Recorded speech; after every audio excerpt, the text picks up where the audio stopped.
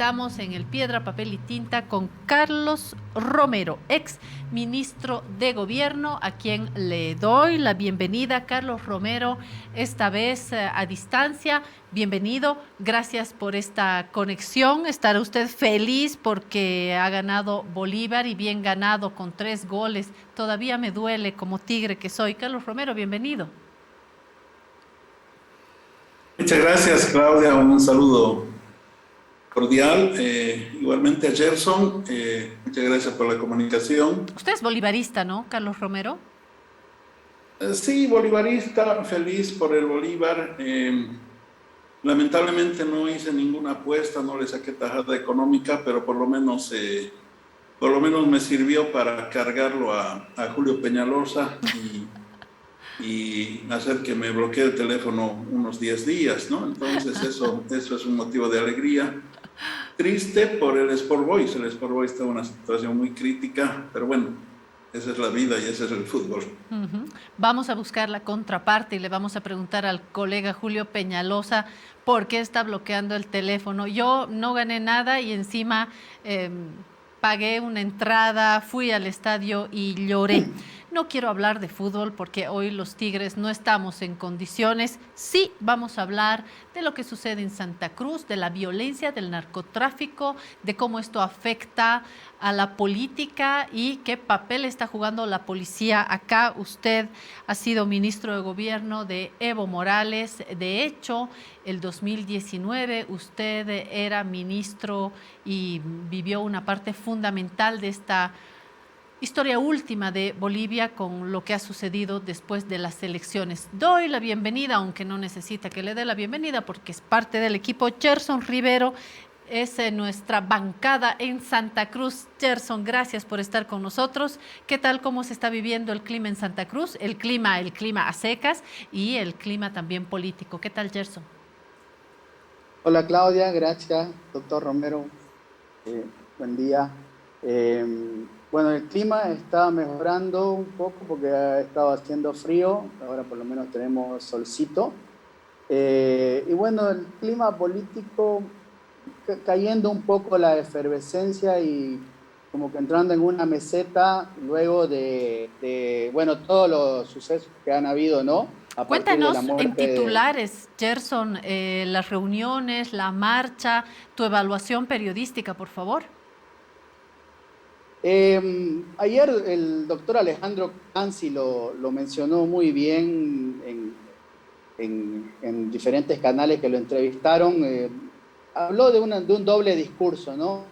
Entonces la marcha no tuvo mucha repercusión. Obviamente los medios siempre le van a dar cierta repercusión, pero Marcha, en las redes... Gerson, recuérdanos, por favor, por qué la marcha, quiénes la convocaron y qué grado de convocatoria hubo al final. Fue una marcha convocada por el Comité Pro Santa Cruz en contra del narcotráfico a raíz de la muerte de los 2 policías y el voluntario del GACIP el día del feriado del Año Nuevo andino amazónico. Fue convocada por el Comité Pro Santa Cruz y la gobernación, ¿no? Tuvo la convocatoria que habitualmente ha tenido últimamente el comité, alrededor de 3.000, 4.000 personas. Lo hacen ahora en la plaza 24 de septiembre. Digamos, ese es el parámetro, ¿no? Cuando vas a sacar la foto, te vas a un lugar más chico para que parezca más gente, ¿no? Si fueran masivos, hubiera sido en el Cristo, probablemente, ¿no? Pero bueno, seguramente ahora lo vamos a hablar más detalladamente. Lo que decía, retomo lo que decía el doctor Colanzi, ¿no? Hay mucho doble discurso en una sociedad como la cruceña, que es probablemente la que mayor droga consume, la que mayor coca consume, digamos que es irónico porque en el discurso conservador la coca está asociada a la droga, pero Santa Cruz es el mayor consumidor de hoja de coca, sobrepasando, digamos, a la tradición andina incluso. Pero además está permeado el tema del narcotráfico en sector inmobiliario, sector automotriz, etcétera, etcétera. Y hay como que cierta, o sea, cuando suceden estas cosas nos escandalizamos, ¿no? Pero mientras no suceden, vamos a la misma fiesta, vamos a los mismos boliches, etcétera, etcétera, ¿no? Entonces creo que eso se fue reflejando sobre todo en las redes sociales, que son el termómetro ahora más que otra cosa, ¿no? Sí, y hay que subrayar dos cosas para pasarle la palabra a Carlos Romero. Por un lado, es que hay una población colla también en Santa Cruz, por lo tanto, la coca transita, ¿no es cierto?, la hoja de coca en su consumo tradicional y Santa Cruz sin duda conocida ya como centro de actividades ligadas al narcotráfico, donde intervienen muchos ejes, y de esto vamos a hablar hoy con el exministro Carlos Romero. Ha tenido declaraciones que se han reproducido en varios medios. Carlos Romero, usted ha afirmado, comillas, no hay peor ciego que el que no quiere ver.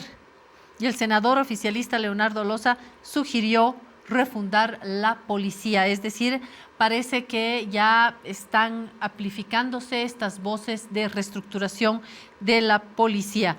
Comillas, obviamente que en este momento hay protección al narcotráfico, o sea, que alguien diga que no hay protección al narcotráfico es alguien que está queriendo tapar el sol con un dedo, o como se dice comúnmente, no hay peor ciego que no quiere ver. Esto es lo que ha afirmado usted en este último tiempo.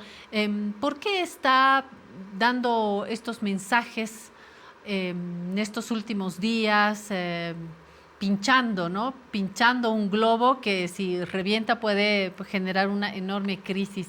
Carlos Romero, que ha estado al mando de la policía, ¿cuál es su percepción? ¿Qué cree que vaya a suceder próximamente? ¿Y por qué usted se está manifestando de esta manera? Gracias, Claudia. Por un tema de responsabilidad. Es decir, en este momento uno siente que en la población hay mucho estupor porque se han producido 3 asesinatos perversos, horrendos, dolorosos. Esto ha tenido una repercusión mediática internacional inclusive. Y yo dije, no es la primera vez que perdemos efectivos policiales, producto de la utilización de armas de fuego, pero no en una situación de ejecución. Yo he calificado este hecho como una ejecución sicarial, por sus características, por su modus operandi. Hemos tenido a veces cruce de fuego, ¿no? Entonces, ese es un elemento que hay que considerar. Es decir, el narcotráfico, a partir de esa famosa frase que se acuñó en Colombia, ¿no?, cuando decían plata o plomo. El narcotráfico se maneja con estas 2 estrategias: corrompe o asesina. Pero, ¿cuándo corrompe? Cuando la estructura institucional es fuerte y hay que romperla desde adentro, hay que corroerla a través de la corrupción. Y el segundo paso, cuando la enfrenta, cuando utiliza plomo, cuando considera que esa estructura ya es vulnerable, ¿no? Entonces, a mí no me interesa esas afirmaciones que son absolutamente irresponsables, fuera de lugar, que yo por respeto a uno mismo nunca caería en eso, ¿no? Que el cártel es el chapare, que los cruceños son los narcotraficantes, que el MAS no sé qué, o sea, esas tonterías a mí, discúlpeme, no me interesa, porque trato de ser una persona seria. Y afortunadamente he tenido el privilegio de estar al frente de esta cartera de Estado, que es Ministerio de Gobierno, por muchos años. Y yo también he levantado la voz en el sentido de advertir que ante este tipo de situaciones hay que actuar con mano dura. Es decir, si un camión pasa con precursores y hay una contraorden para un operativo de interdicción, si no llegan a la fábrica del Valle Sasta porque alguien tiene una contraorden, si hay un testigo que dice que se comuniquen con un oficial de policía para arreglar las cosas, es decir, esas cosas no las puedes relativizar, ¿no? Hay que enfrentarlas y duramente. Ahora, a mí un poco también me llama la atención, se suele decir como consigna, ¿no? Que caiga quien caiga, se va a investigar. El tema es que no cae nadie, ¿no? Con el tema del camión y los precursores no cayó nadie. Con el tema de los narcovideos no cayó nadie. Ahora resulta que estamos en una escalada que cada vez es más grave. Entonces, esto hay que enfrentarlo y cortarlo de raíz. Para ordenarnos, propongo, Gerson, hacer esta entrevista a cuatro manos. Voy a comenzar haciendo una pregunta y luego vas tú y luego yo y así nos organizamos bien. Carlos Romero, usted estuvo en el poder y estuvo al mando de la policía. Usted fue ministro de gobierno.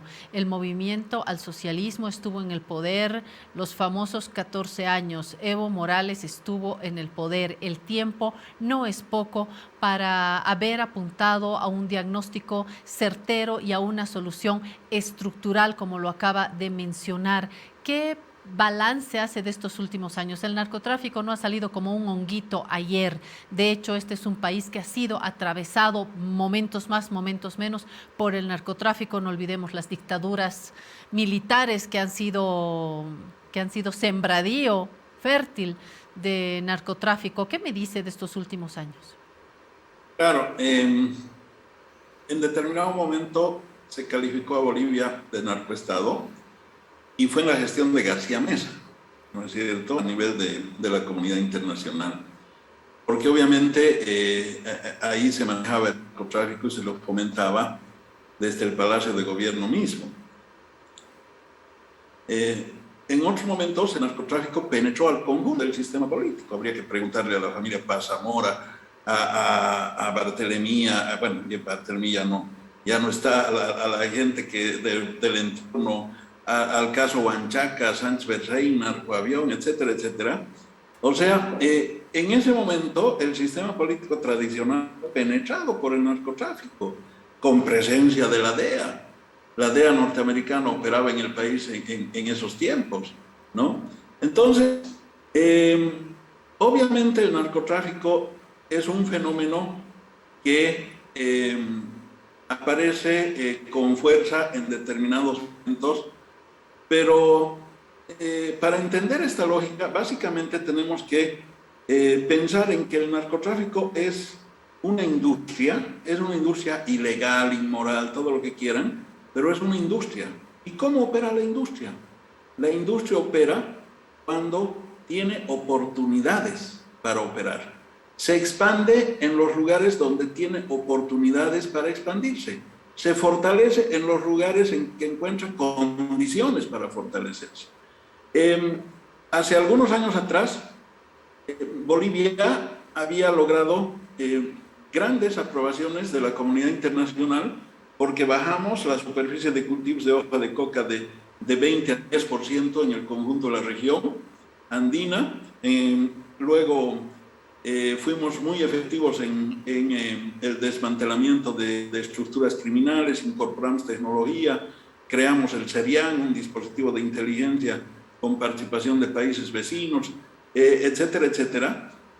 Y tuvimos resultados importantes. Prueba de ello es que en los informes norteamericanos se establecía que del 100% de la cocaína que ingresaba a Estados Unidos, solo el 1% provenía de Bolivia, el 95.5% de Colombia, el 3.5% de Perú. Ahora, ¿qué ha pasado en este último tiempo? Ha habido un relajamiento, un debilitamiento. ¿Por qué? Porque a alguien irresponsablemente se le ocurrió dar poder político a la policía, convertirlo en actor político. Estoy refiriéndome a los Camachos, a las Yanines y compañías, ¿no es cierto? Convirtieron en actor político, le empoderaron, pagaron lealtades conspirativas, con permisividad en la operatoria de algunos policiales que se fueron involucrando en actividades criminales. Por eso el tema de autochutos, por eso el tema de atracos. Por eso el tema ahora de acciones vinculadas al narcotráfico, que son acciones que de alguna manera...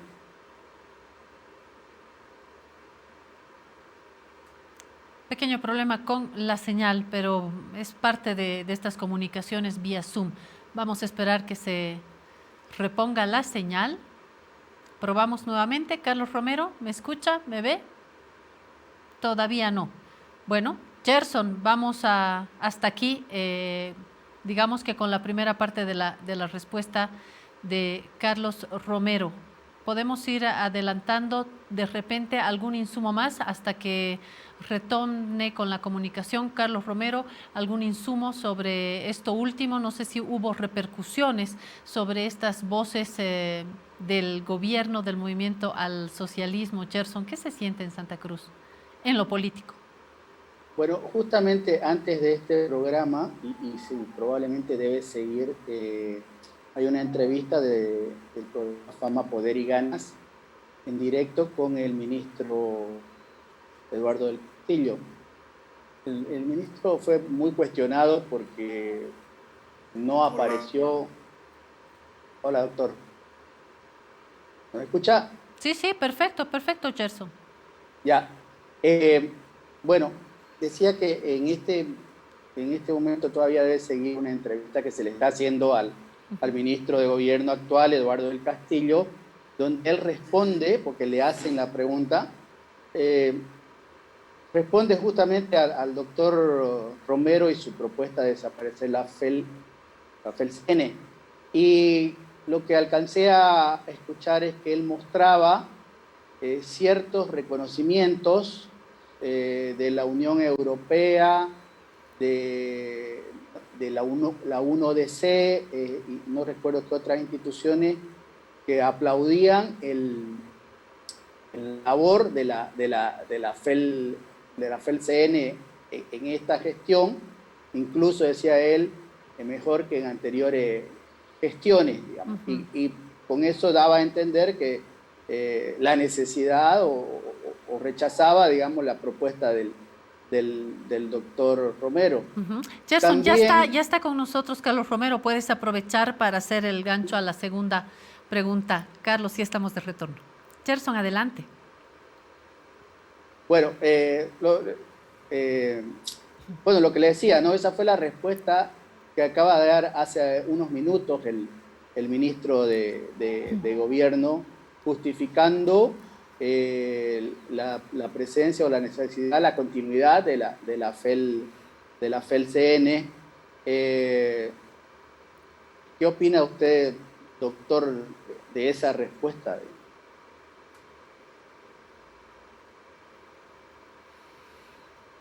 Tu audio no se escucha. El micrófono. Hola. Ahora sí, sí, Carlos, adelante. Decía, se pueden exhibir como resultados una cuantificación de operativos. Se puede decir 5.000, 10.000 operativos, qué sé yo. Se ha incautado tal cantidad de marihuana, en fin, o cocaína. Pero el tema es que hay clanes en Bolivia que se han rearticulado. En Bolivia no operan cárteles, operan clanes. Y los clanes están vinculados a cárteles, lógicamente. ¿Cuál es la diferencia? ¿Cuál es la diferencia técnica, Carlos? La diferencia técnica es que el cártel es una estructura que tiene, qué sé yo, gran capacidad logística, inclusive militar, que está territorializada, que ha tomado el control de un territorio, ¿no es cierto? Está básicamente geolocalizada, por eso hemos tenido el cártel de Medellín, el cártel de Cali, el de Sinaloa, el de Juárez. Ahora, los cárteles que operan en el tema de comercialización tienen otras características. El PSC, el Comando Vermelho, que opera más bien desde las cárceles y en determinadas áreas estratégicas de Brasil. Pero en el caso de Bolivia, el fenómeno delictivo es un fenómeno sociológico. El fenómeno delictivo responde también a la estructura social y económica de un país. este caso operan clanes familiares, por eso tenemos clanes como Candia, Castedo, Lima Lobo, Roca Suárez, etcétera, etcétera. ¿No es cierto? Entonces, ¿a qué voy? Si nosotros no tenemos una identificación de estos cárteles y no los desarticulamos, estos cárteles van operando y van matando policías. Porque yo estoy definitivamente convencido que el hecho de Porongo tiene que ver con narcotráfico, ¿no es cierto? Entonces, decir, no, tenemos mejores resultados, es un poco, yo diría, negarse a ver lo que está pasando en este momento. Reitero, no me interesan a mí las personas, no me interesa tampoco un posicionamiento político. En este momento tenemos una triple ejecución y todavía no tenemos esclarecidos los hechos. Tenemos un proceso investigativo y una reacción que no ha sido inmediata, ha sido lenta para mi gusto. Tenemos vacíos, baches en las explicaciones y en las informaciones, ¿no es cierto? Y si esto no sabemos nosotros cortar de raíz, bueno, luego vienen problemas para el país, inseguridad, etcétera, y obviamente también costos políticos. Entonces nosotros un poco estamos salvando nuestra responsabilidad también. Carlos, pasando a lo político, esto tiene también su propio juego político, porque detrás de esto, como usted bien señala, hay claros índices de que hay narcotráfico, pero además del delito hay un juego político acá que tiene que ver con el actual ministro de Gobierno, Eduardo del Castillo, tiene que ver con el actual comandante de la policía, tiene que ver con autoridades locales en Santa Cruz, tiene que ver con la decisión del presidente Arce de dejar a su ministro del Castillo en su actual cartera, de dejar al comandante, de mensajes que han sido enviados por Evo Morales, cabeza de la estructura del movimiento al socialismo, con ataques al vicepresidente del movimiento al socialismo. Hábleme de política. Obviamente tiene una connotación política y lógicamente uno cuando tiene que tomar una decisión en la vida, ¿no es cierto? Y si lo va a hacer desde un escenario político, primero tiene que elegir qué está bien y qué está mal. Y si la elección de qué está bien tiene un costo, bueno, se asume el costo. Y a la larga el beneficio va a ser mayor, ¿no es cierto? Entonces, en este caso, la regla de medida es, estamos frente a una organización criminal o varias organizaciones criminales seguramente que vienen operando en el país. Eso es lo que hay que enfrentar. Ahora, ¿quiénes tienen que enfrentar? Obviamente hay responsabilidades, pues. Yo no entiendo, el ministro, bueno, por fin ha aparecido, pero el viceministro de Defensa Social, cabeza de la FELCENE, ¿dónde está? Ha desaparecido como por arte de magia, es un fantasma, ¿no es cierto? No puede ser.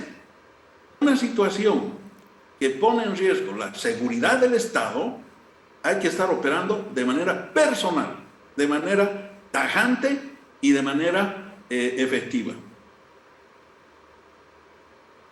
Gerson, adelante, por favor. Hay otro actor acá que es el Poder Judicial. Cuando, por ejemplo, cuando sucedió el tema de la movilización de las mujeres feministas, se descubrió un montón de casos y se destituyó jueces, fiscales, digamos, que habían liberado feminicidas. Ahora algo parecido está sucediendo cuando unos jueces en menos de 24 horas dan una acción de libertad a Misael Nayar. Hay una indignación generalizada, se revierte la medida y esos jueces son castigados. Pero resulta que esos jueces, usted mismo lo dijo en otro programa, ya habían actuado de forma ilícita o aparentemente ilícita cuando devolvieron los bienes a Marino Deodato. ¿Es tan difícil poner en orden el Poder Judicial? Sí, definitivamente, Gerson, el 2013, si no me falla la memoria, se presentó denuncias contra jueces y en varias oportunidades contra fiscales, qué sé yo, por favorecer a narcotraficantes. ¿Cómo los favorecen? Dilatan las investigaciones, luego quieren aplicar la prescripción, tuercen la aplicación de la ley, qué sé yo. Entonces, se han hecho denuncias en su momento y se ve que no se han tomado cartas en el asunto, porque esos mismos jueces volvieron a aprobar una acción de libertad, en este caso favoreciendo a Nayar. Entonces, ese es el costo de cuando no se cortan cabezas oportunamente. Estas vuelven a incurrir en los mismos delitos. El problema de la justicia es tenaz, sí, lo sabemos. La policía, la justicia, la universidad pública, son tres instituciones que han mostrado problemas terribles en el último tiempo y bueno, hay que enfrentarlos, ¿no? Uh-huh. Carlos Romero, yo voy a pasar de la justicia a hablar de la policía, que entiendo es el punto más delicado. Hablamos de una reforma de la policía. Todos hablamos de una reforma de la policía, pero no se ha presentado en los últimos años ninguna reestructuración vertebral de esta institución. Y les recuerdo que Sacha Llorenti, que ocupó el cargo de ministro de Gobierno, nos ha dicho varias veces en este programa que por intentar reformar concretamente la estructura de los trámites de identificaciones, la policía luego le ha respondido con esta ruptura del mando durante los conflictos en Chaparina. El exministro de Gobierno Hugo Moldis nos dijo que la fuga del empresario peruano en arresto domiciliario Belaunde también ha sido una factura que le ha cobrado a él la policía por intentar una reestructuración. Usted mismo estuvo en el cargo y ha sido quien ha tenido que ver de frente los motines policiales. Y ayer comentábamos con dos colegas periodistas y me decía mi colega Junior Arias que él no se anima a hacer investigaciones porque le teme más a la policía que a los propios delincuentes. ¿Quién le va a poner el cascabel al gato?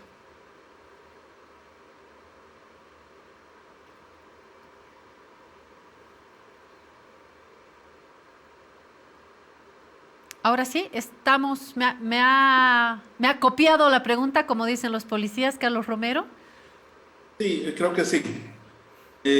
Dos exministros que por encarar medidas o anunciar por lo menos medidas radicales han sido boicoteados en su percepción por la propia policía. Y usted también, posible, que, pues, que vivió los motines policiales, ¿no? Sí, yo también viví dos motines policiales, ¿no?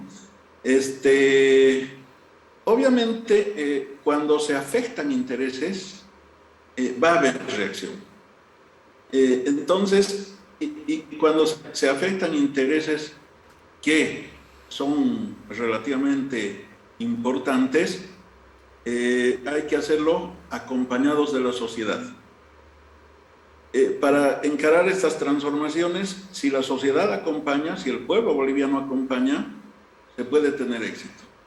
Cuando decimos pueblo, estamos hablando de qué sectores en particular.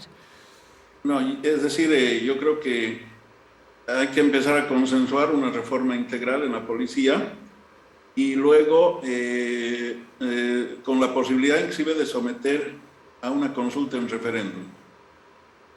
Un referéndum. Esta es una propuesta ya concreta, es decir, hacer tabla rasa de la policía vía referéndum. Creo que no tenemos más tiempo con Carlos Romero porque tenemos una siguiente entrevista, pero podemos ampliar esto en nuestras ediciones en papel. Si no tienes alguna duda, Gerson, yo le agradezco a Carlos Romero este tiempo y la franqueza de este diálogo. De mi parte, nada más. Gracias, doctor, por su participación. Carlos Romero, gracias por el tiempo y estaremos retomando el contacto. Me quedo con esa idea sobre la mesa. Referéndum para cambio de la policía. Gracias, Carlos.